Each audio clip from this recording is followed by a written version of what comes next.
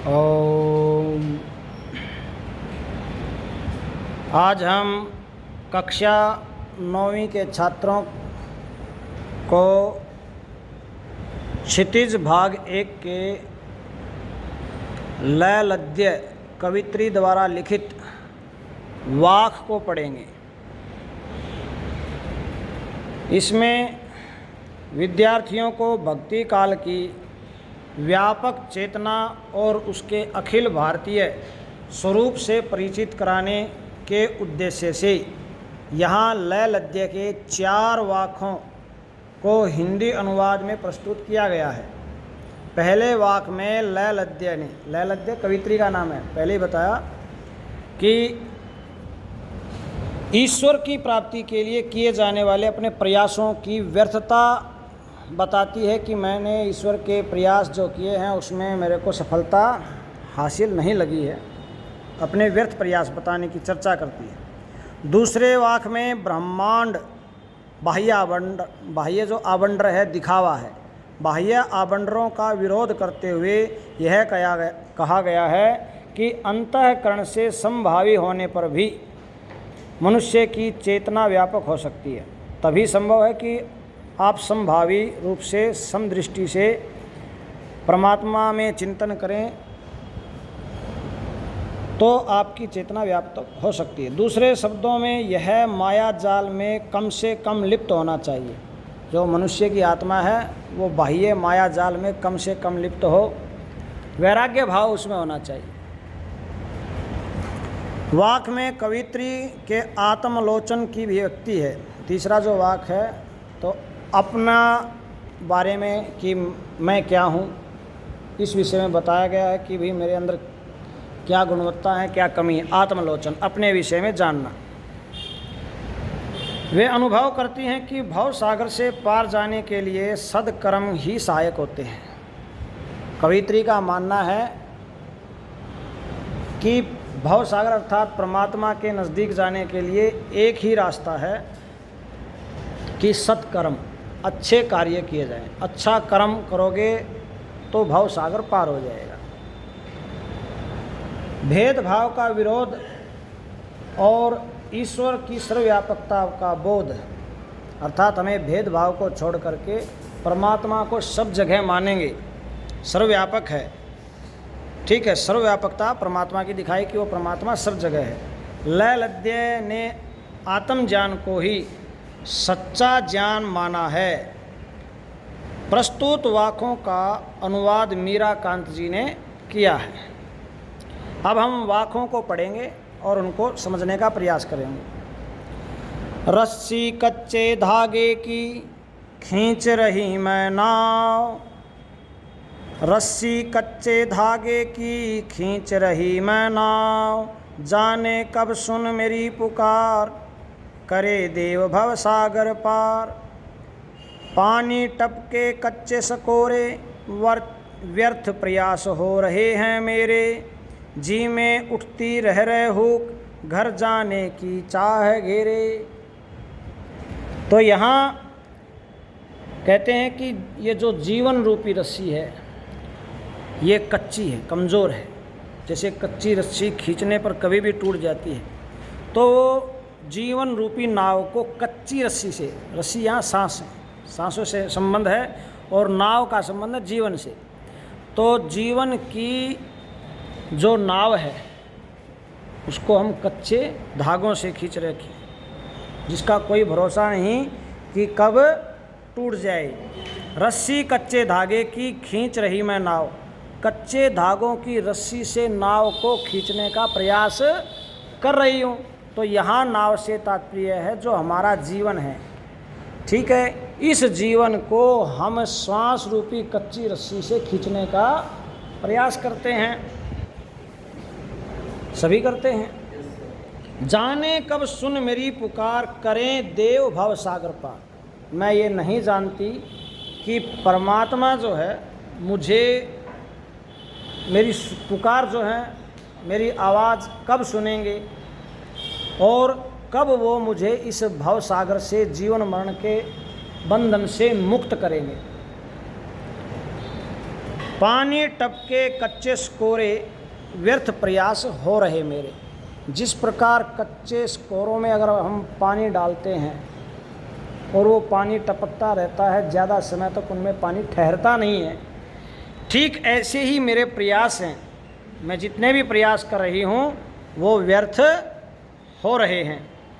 जी में उठती रह रहे हुक, घर जाने की चाह है गेरे। यहाँ घर से तात्पर्य है परमात्मा के सानिध्य में, उनकी शरण में जो जाने की मेरी चाह है वो मुझे बार बार घेरती है। जी में रहती रह रहे हुक, हुक अर्थात मिलने की आकांक्षा, इच्छा रहती है। जैसे आपके मन में जागृत इच्छा होती है कि भाई आज तो मुझे किसी निश्चित पर्टिकुलर जगह पे जाना है, और जाने का समय जैसे जैसे नज़दीक आता है आपका मन बड़ी प्रसन्नता की तरफ उसकी तरफ जाता है कि मैं कब पहुंचूंगा, कब जाऊंगा। तो ऐसे ही कवित्री जो है उनके जी में भी परमात्मा के प्रति रह रह के हुक उठती है कि कब मैं उनके पास पहुंचूंगी। अब कहते हैं खा खा कर कुछ पाया नहीं, खा खा कर कुछ पाया नहीं, न खा कर बनेगा अहंकारी, सम खा तभी होगा संभावी, खुलेगी साकल बंद द्वार की। कि खा खा कर जीवन के उपभोग को भौतिक माया जाल में लिप्त रहता हुआ वो कुछ भी नहीं पाता है, उसको कुछ प्राप्त नहीं होता है। और न खाकर बिल्कुल ही खाना छोड़ दे, मतलब उपभोग करना ही छोड़ दे, सब क्या को त्याग दे, तो कहेंगे कि ये तो अहंकारी हो गया, घमंडी हो गया, इसको तो घमंड हो गया है। सम खा तभी होगा संभावी, अर्थात जीवन के जो पहलू है उसको समभाव से चलाइए, समानता से चलाइए, समान भाव सबके अंदर रखिए, तब आप संभावी होंगे और तभी खुलेगी साकल बंद द्वार की। तो जो परमात्मा की तरफ से दरवाजे की साकल कुंडी लग गई है वो तभी बंद खुलेगी जब हम समभावी होंगे, सबके प्रति हमारा समान नज़रिया होगा।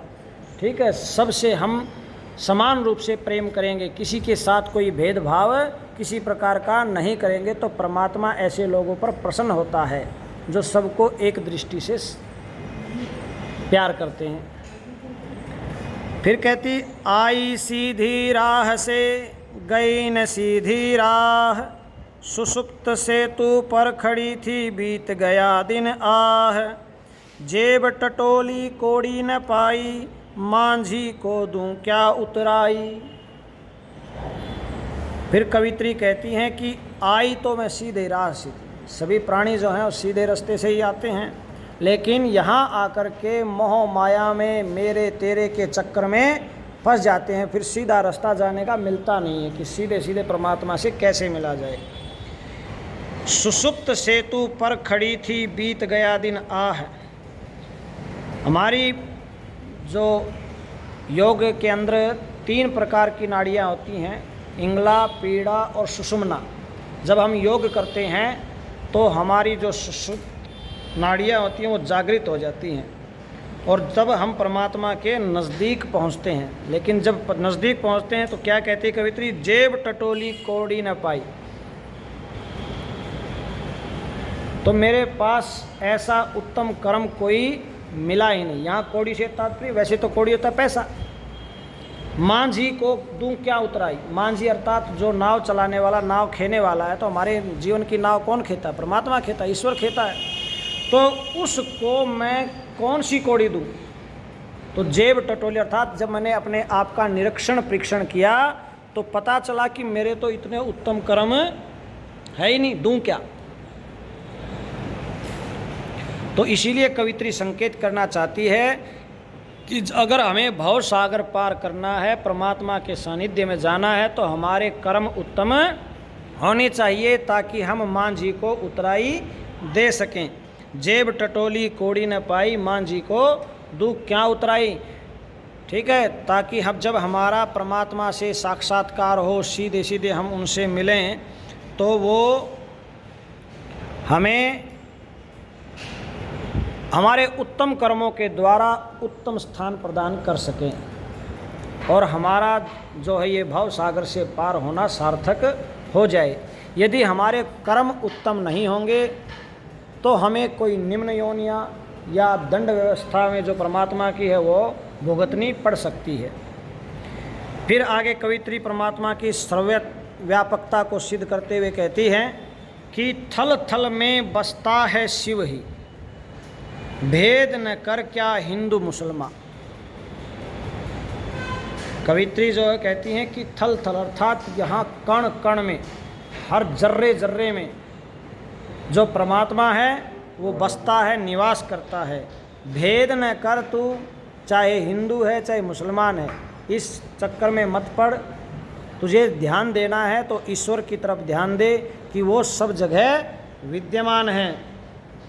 ज्ञानी है तो स्वयं को जान। अगर तू सचमुच में ही ज्ञानी है, जानना चाहता है, ज्ञानी है, बुद्धिमान है, विवेकी है, तो क्या करना है कि स्वयं को जान कि मैं क्या हूँ। ठीक है, जब आप स्वयं को जान लेंगे, आत्मनिरीक्षण कर लेंगे, आत्मनिरीक्षण करने से आपको पता चलेगा वही है साहिब की पहचान। जब हम आत्मनिरीक्षण करते हैं तो वही साहिब अर्थात परमात्मा की पहचान हो जाती है। जब हम आत्म अवलोकन नहीं कर पाते, आत्मनिरीक्षण नहीं कर पाते, तो हम ठीक से परमात्मा को नहीं जान पाते। कि ओम समझ में आया? किसी को कुछ पूछना? धन्यवाद। तो